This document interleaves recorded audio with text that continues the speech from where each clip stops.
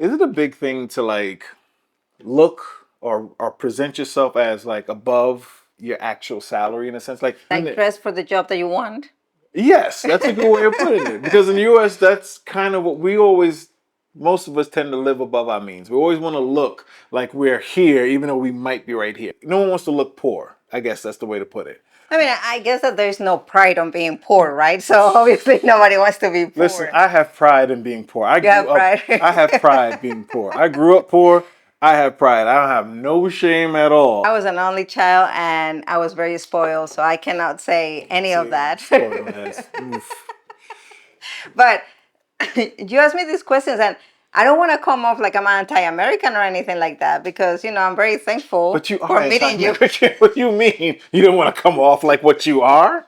No, but it is true that in the US people like to live above their means and they will spend like thousands of dollars on a Louis Vuitton bag or in like crazy Jordans or whatever. But as a general rule, you guys don't dress up nicely. There is Hey, nothing. hold up now. Espera. No, Oh, espera. There is nothing that tells me that somebody wants to look like they're not the class because they're wearing sports clothes. It doesn't matter that you have a Louis Vuitton hanging in your arm, or it doesn't matter that you have like the latest Dior shades or anything. If you still have clothes that is like a tear apart or like it's a style. We are the originators of style. What are you talking about? no. Nah, we're badly.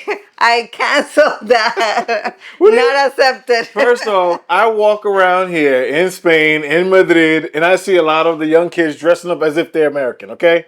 I even see the Yeah, back. but I bet that they're spending like crazy. Those kids that you see like that, they're from rich parents, I have to say, because only rich parents will let them dress the way that they're dressing. Like, okay, they're going through a Oh, phase. so they're not middle class. They're going through the phase, let them just how they Yes. want. We do spend stupid, and we spend very irresponsibly.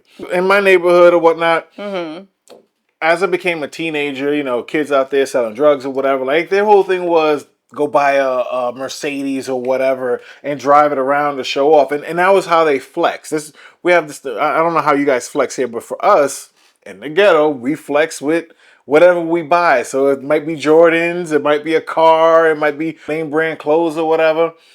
And these dudes that, mostly drug dealers that'll have a car at this time driving around acting like they the shit with a car. Like, and I'm sitting here like, okay, but you have this nice car, but you still live in the projects with Uh-huh. me. You sleeping with the same roaches I'm sleeping with. So I don't understand what you're trying to show up. That's not a flex. So when you say flex, you mean like show off? Is Yeah, that what it it's means? like, yeah, Okay. I'm showing what I got. Like I can afford it. Like I'm like flex. Are they flexing? Like, sorry, language no, well, barrier it's kind of a here. flex. It's like a wallet. It's like a money flex, basically. It's just like I got Got it. this. Like I can throw some money on something. I can get a car. I can get some sneakers. I'm always rocking name brand, but you still walking the same streets I'm walking in. I think for us it's very regional. Like it depends Okay. on what region of the country you are or you grow up. The concept is a little bit different. Like if you go to Sevilla, for example, it doesn't matter what class you are. Like usually people are very well dressed up, very well, like their hair is like really good. And the same thing in Valencia. Valencia, for example, I lived there for a few years and people just really care about their physical aspect overall. I don't know what the prices are of things per se in the beauty world. Yeah. Is it expensive? It's the same price as the US. So Prices are so the it's same. so it's even more expensive here then. Yes. Okay. So then And there is with so somebody I, from I my work in I background, work in this industry, okay? So I have a lot of knowledge and yeah. things. And I will tell you that the differences between the two markets is that Americans will spend more money on makeup, while Spanish, especially Spanish women, will spend more money on skincare and perfumes. So our two big markets in that area, and I'm telling you this because then the physical appearance happens, right? And granted, things have changed since I work in retail stores and everything. But even though makeup is growing a lot here in Spain, still the skincare and the perfumes are like bigger industry than what it could be in the U.S. In the U.S., who buys a perfume, like a very expensive perfume? Just limited people. Yeah, It's more reserved that's the to. top echelon of Exactly. people. I'm saying this, I'm sorry, because you cannot see perfumes or skincare, Right. but you can see makeup. Yes. So that's why I'm referring to that. So there's Okay. a logic to my Got why it. I'm saying Got this. it. Got it. I got it. But that's the thing. Like for middle class in the U.S., I think they say it's like between 50,000, somewhere like 50 to 100K, right? What, middle class? In the U.S., like 50 to 100K. 58,000 to 134. I recently read about it. 134. I don't see that as middle class. To me, that's you just rich, son. You making money. We both made 200,000 when we lived there, and we left New York City in 2018. Yeah. And what's middle class In Spain? Yeah. You're gonna laugh. Please be respectful. 14,000 to 36,000 a year. So you mean that's considered middle class? And granted, what can you afford with 14,000? Yeah, I mean, yeah, it's not. I don't know. That report is a little bit off in okay, my so eyes. if that is the price range, would someone in that price range still be spending crazy money in a sense to look a certain part or to? I'm sure there is part of the population that does stupidity, but no, for the most part, no. There's a big debate about whether we are conformist. You know, like I make 20,000 a year. I can pay my vacation. I can go out having a beer with my friends every now and then, and I'm fine. I don't need to worry about anything. Side hustles. So How? Okay. So those kind of people, do I think that kind of people is going to want to like wear Lacoste and be seen with their white clothes and stuff I don't think so. Of course, there will be people that do honestly. it. But no, I think that the flexing for us is more of being at the bar. That would be our That's your flex? our way of showing off. I'm at the bar eating, I go to the restaurant to eat more than the money that I'm spending, which also happens, but I don't think that it happens as much as in the US. In the US is a very big thing that we flex like that. Yeah. We have to show off. No. We have to make a scene basically. So when we come in to a party, like I was part of the crew. Like when my friends and them will go out, when we going out, we meeting up at a bar or something like that, I let them get there first because I'm coming in and I need to make an appearance. I need to, boom, I just walked into the room and now everyone looks at me like, yeah, I look good. You know what I mean? And that's the whole thing. That's what we do. So even, for us, it's more important to be able to go to that place, not just once a month, but like. No, and even in that sense, we will go buy an outfit just for that occasion. We'll buy outfits for certain occasions, like for example, weddings. Yeah, but that's too big. I'm just talking about just to go out. Yeah, but so, like the way that people club. dress up in weddings in the US, even when they're rich, versus the way that middle class dresses for weddings in Spain. Yeah. No hay color. I agree, but what I'm trying to say is we're spending money on something stupid. Like just for going wedding stupid. No, not a wedding. I'm trying to say the simplicity of going to a club. Yes. Of going to a bar in the US. Not a fancy, get together. I'm talking about just going out to a regular bar. I'm gonna go buy an outfit, a $500 outfit for just that one night. Exactly. And that's do you what I mean. return it later? Some of us do. Some of us do. Some of us do, and again, with no the shame. Smell of alcohol and everything, with the people that have touched you and the sweat. No, listen, we have a thing. I never wear it. We put you'll wear it and you tuck the tag or whatever away so that you don't rip it off. But you know why you can do that in the US? Why? Because you have an excellent return policy. And you guys think that the client is always right. In Spain, not so much. Oh, you don't have a return policy like that? Not like that, no. We have return policy, just that, but not that. So you guys got to go full on, like, you got to commit to flexing. Yes. We don't got to commit. We just need this rental real quick, look the part, and then, return it and get our money back. What I was going to say is that with that, a little bit of like the showing off, I feel like... Sorry, is it a difference between like adult and like teenagers? I don't know, baby. I haven't been a teenager in so long, and I don't really hang out with teen. Like I'm not very familiar. What I'm saying, for when you was growing up, did you have to do anything? No. We didn't care about any of that. Yeah, didn't care. No. I think that it's so easy. I do think so because we are almost the same age, but our technological age is very different. You were exposed to electronics, internet, and cell phones and everything way before I was because we got everything later in Spain, right? So I think I had it very easy, and our generation had it really easy because we didn't have anybody recording us around the stupidity that we did. Nobody No cared about proof. certain things. We didn't have to show off a cell phone, right? You didn't have to have a cell phone to be cool. It's just I different had that situation. huge cell phone, a huge block At cell what phone. age? I had that at, I want to say 15. I want to say 15 I had that.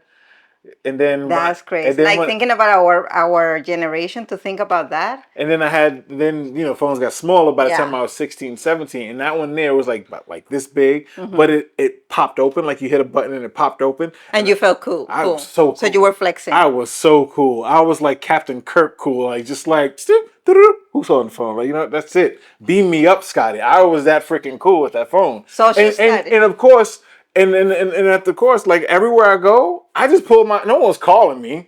And I don't have to call nobody, but I'm pulling my phone out everywhere when I'm with my friends. I'm like, yeah, let me just look at the time real quick and then put it back and put it in my Like you pocket. don't have a watch. Like, Because back then we had watches.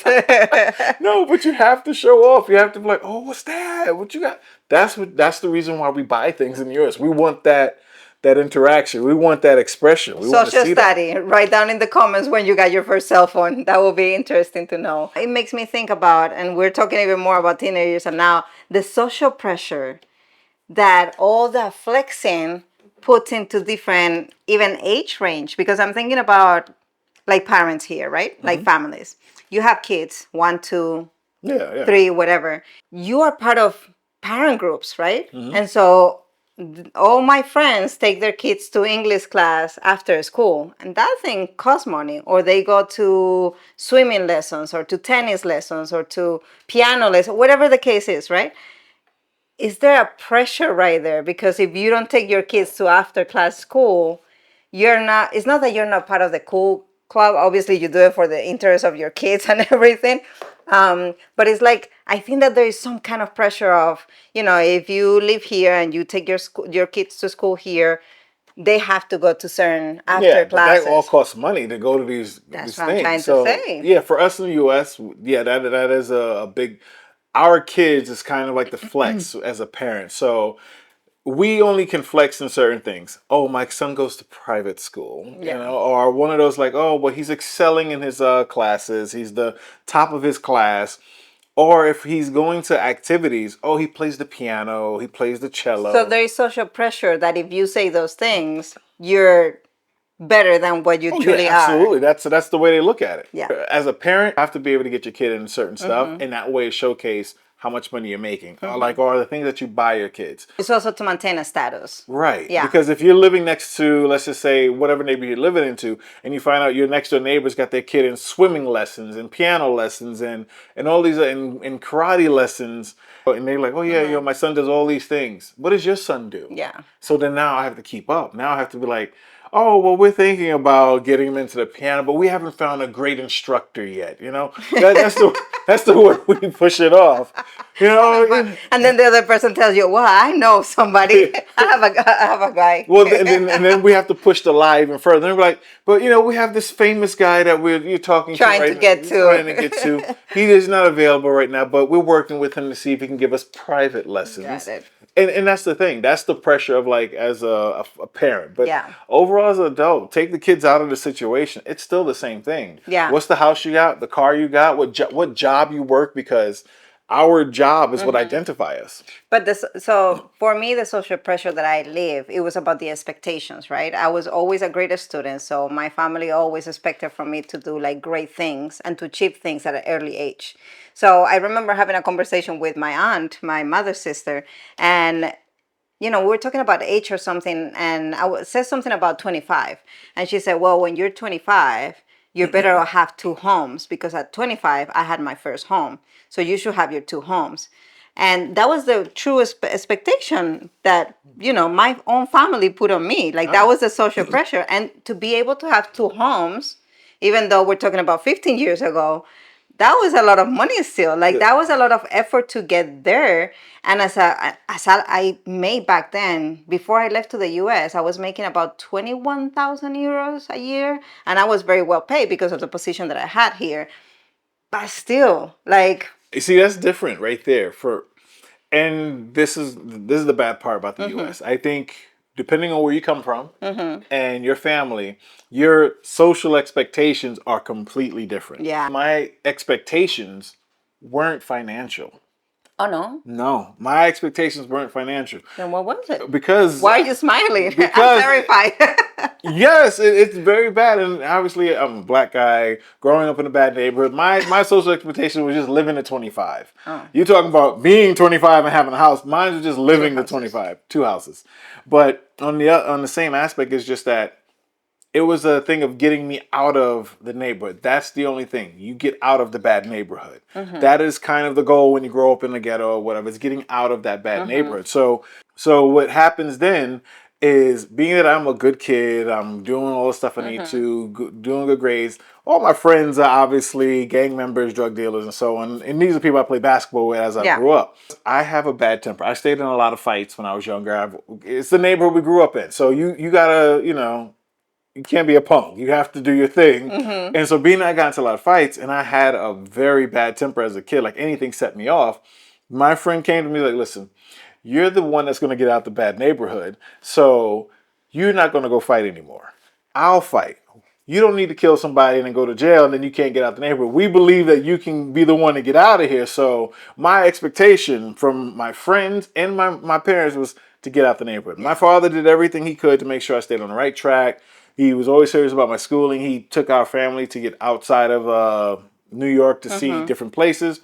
But that was the expectation I had from like my parents and everything. Now, my friend Jamal. That's a tough situation. I know a lot of people live in the U.S., but for us, it's not a in common that neighborhood, thing. it's a normal kind of situation. And as a kid, I didn't look at it as a big thing. But as I got older now, I see I'm like, man, that's kind of crazy. Yes.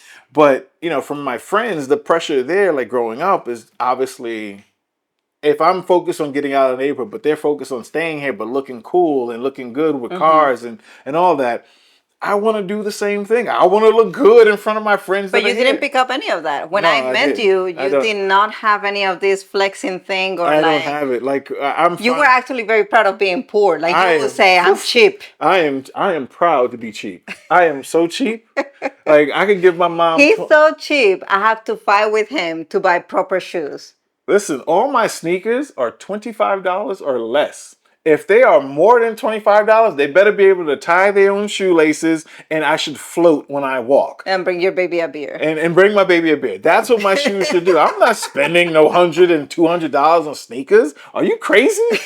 Especially with the way I walk. I'm stepping in crap all the time since I walked these two. Like, no. Out your damn mind, spend that kind of money on sneakers. Even now, like I don't even carry my own wallet. I don't need it. She carries the wallet. Yes. I don't know if I should be proud of that. I can see the comments coming saying that you're not a man enough, that you let your wife I don't give a maneuver you. I don't care. I have the power. Money is not a big motivator for me. Like I always want money to make sure that we're okay and You're everything. an North American. Yeah, it's just not.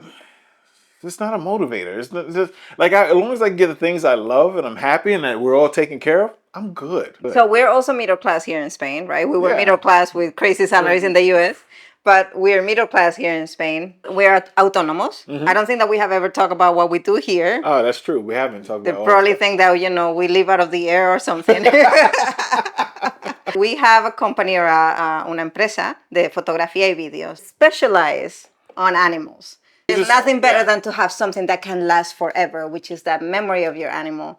And we love what we do. We started doing this because of Nala. When we were already photographers and videographers, but we turned it into an animal business when our dog crossed our path. Yeah. From doing our regular video and photography for businesses, and now we focus more on animals. And I think for us, we love it because it gives us all the time to do the things that we want. And we get to meet and play with tons of dogs. So my anxiety of adopting more animals is a little bit retained because I get to meet other animals. This is how I stop her. At the same time, it gives us full ownership of our free time. And I think that that's very common in Spain, that even if you work for a company or whatever, you're controlling your free time. In our case, we go to pet shelters to support and to help them find a home through photography and video and so on.